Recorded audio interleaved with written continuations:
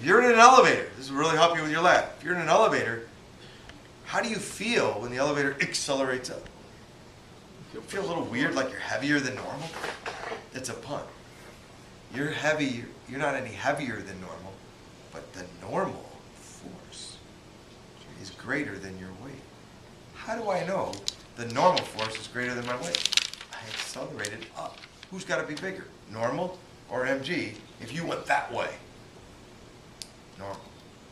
What if you press the basement button and you're on the 3rd floor? You go, whoa. Why do you feel like you weigh a little less? You don't weigh less. What happened to the normal force? It's less than the gravity. Less than your weight. So your weight's winning now. So now mg's the winner. Mg down, normal up, mg's winning. You're accelerating down. For your lab, pick up as positive every time. Even though it violates that rule where you try to pick the winner, make up positive every time, and then be cool, because then you'll get a negative acceleration when you're accelerating down. But guys, be careful. You might accelerate down but move up. What does that mean? You're slowing. What if you're moving down but accelerating up? You're slowing. That means you stopped at the bottom. Get it? Yeah. Who's greater if you stop at the bottom? You're moving down, and the motion wants to be in motion unless there's a net force acting on it. So you're moving down, but you stopped. Who's got to be bigger, normal or gravity? Normal's got to be bigger. Now in our lab, we don't have a normal force. We have a spring, and the spring is attached. A spring with a mass attached to it, right? So you can get to watch the spring change. Now, is the weight changing, or is just the tension changing? This is tension. Get it? So there's no normal force except for your feet. But the lab, you're going to read tension. So tension's up, mg's down. That free body diagram is going to be easy. And you're going to draw it 9 times just to get this in your head. Normal? No. Tension, mg. On your feet, normal and mg. Okay? So that's the scoop of that lab. The friction lab is going to teach you all about mu, so you really understand that relationship between mu and the friction. And force of friction and the normal force are directly proportional. Okay? If you try to push a piano, if you try to push a crate that's empty, it's easy. Push a crate with a piano in it, and suddenly you realize it's friction you're fighting against. Okay? Even a chair that's empty, the wheels slide easy or roll easy. Put a person in there, and it's harder to push the person. It's not because of inertia, it's because of friction that makes something fight you. Moving a refrigerator has mass and inertia, but it's friction that stops you from moving it.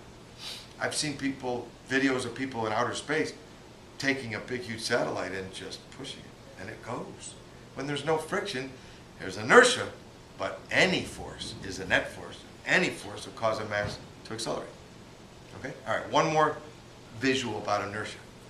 If I'm in the middle of outer space and I have a ping pong ball, a bowling ball, and a love boat, you know, like one of those big cruise liners, and they're floating there. They all weigh nothing.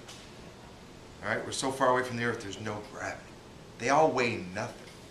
If I punch the ping pong ball, boom, forever and ever now it's going to go at like 50 miles per hour. Forever. Until it hits something or gets stuck in a gravity field.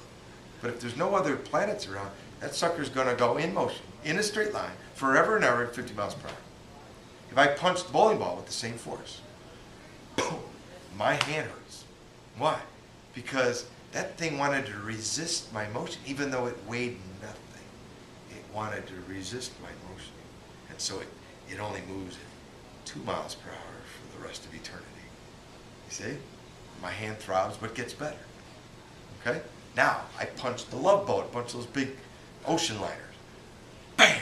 Now my hand really hurts because I punched something that felt like a wall because it was a wall. Is it moving? Oh yeah, because it was still a net force. And that force of me pushing on it made that love boat move at 100 millionth of a meter per second forever in the opposite direction. Meanwhile, I'm going this way because for every force, there's an equal and opposite force. If you push on the love boat pushes on you. You ice skate that way. When you were a kid and you were learning how to ice skate, you pushed. It pushed back. You climb upstairs with Newton's third law. You push down. Step pushes up. How do you get up the stairs? Normal force. The normal force pushed you up the stairs, right? You pushed down, and the step pushed you up. Step didn't move very much. You moved a lot. Okay? All right. So that ought to help.